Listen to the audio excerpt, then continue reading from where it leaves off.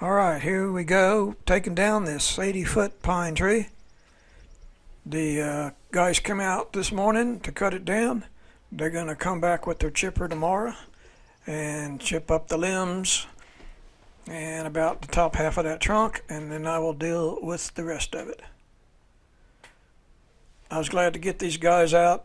This tree had a pretty big bow in it towards my shed, and I didn't know which way this thing was going to fall. I didn't want to mess with it. But they had a rope strung up there. They had a good thrower that got it up, and there were like 4 or 5 guys pulling on that thing, and they dropped it right where it should be. Very well done, very professional, well executed. And there's what's left. Now it's my turn. It's time to dig that stump out. Now that stump, I guess, is probably little 16, 18 inches in diameter. But don't let it fool you. These guys are tough to get out of the ground. So we start digging around. We're going to just break the horizontal roots that grow out around the circumference of the tree. And they'll be down below the surface for about a foot or two. And then there's nothing. Well, you're not done once you break those horizontal roots. You can break those roots and you still can't move that stump because that stump grows down. It has what they call a taproot. The thing grows down, and as it grows and expands, it compresses all the dirt around it. So it just kind of forces its way and wedges itself and anchors itself into this Georgia clay.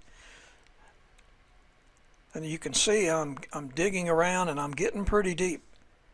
These little trench that I'll dig around will be good 4 feet deep, maybe even more.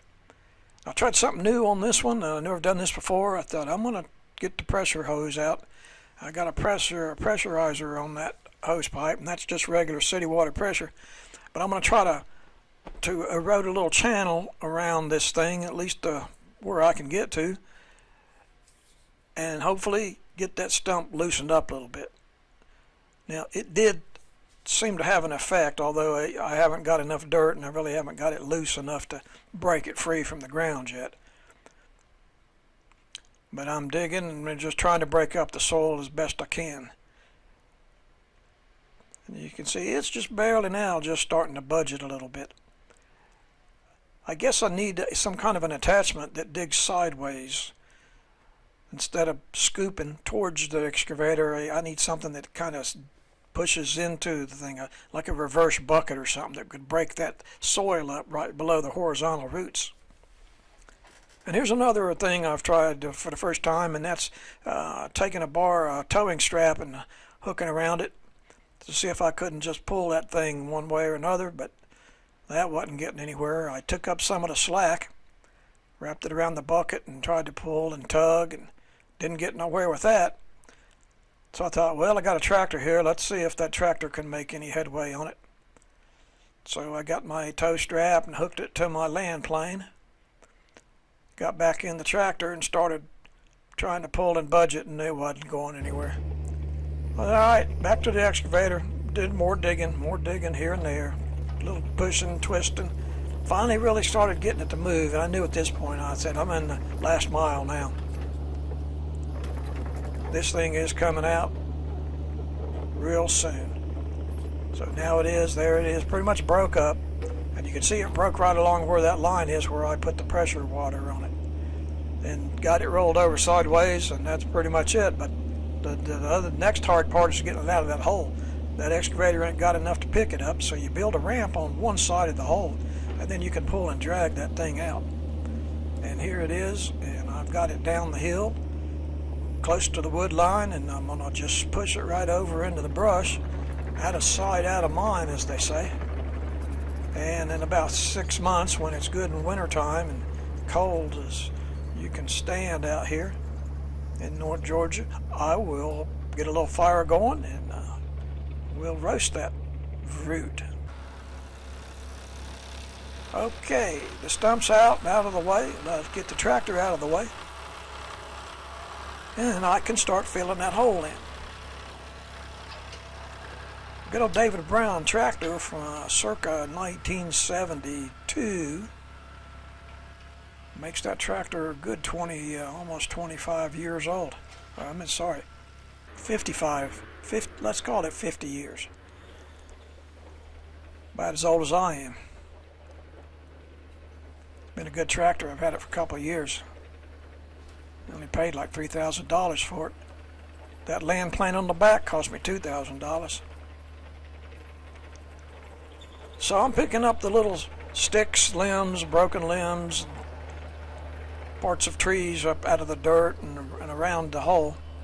Don't want to put those in the hole. You don't want any dead wood down in the hole if you can help it. Nothing of any size.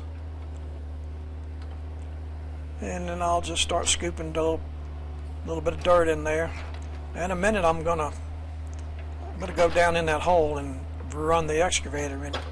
The hole don't look very deep, but you'll be surprised when I roll down in it.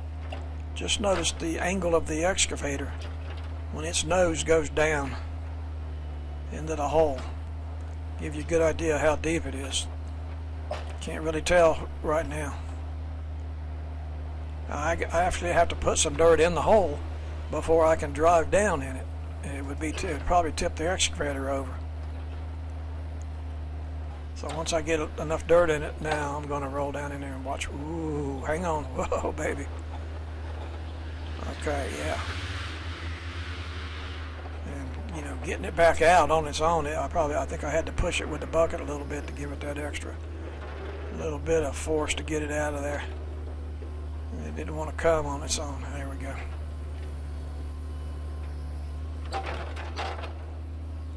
So then we'll just slowly add a little layer of dirt here and there. Put in 6-8 inches at a time and compress it, roll over it.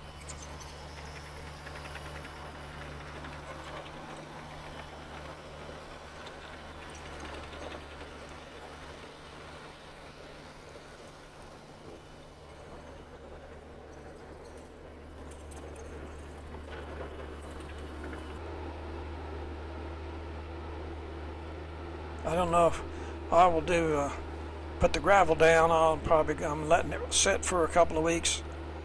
Let the soil settle in, maybe come back, add another layer to it. Add a few more inches, get it up good and high. Because you can tell it's still a little low right there. Let it sit there a while, let it get rained on a few times. Come back, roll over it, add some dirt, build it up. And it'll be ready for some gravel. There will be concrete trucks and lumber trucks coming right up this way. So you think an excavator will pack it good? No, wait till that concrete truck rolls over that stuff. That's your ultimate test of how firm your soil is.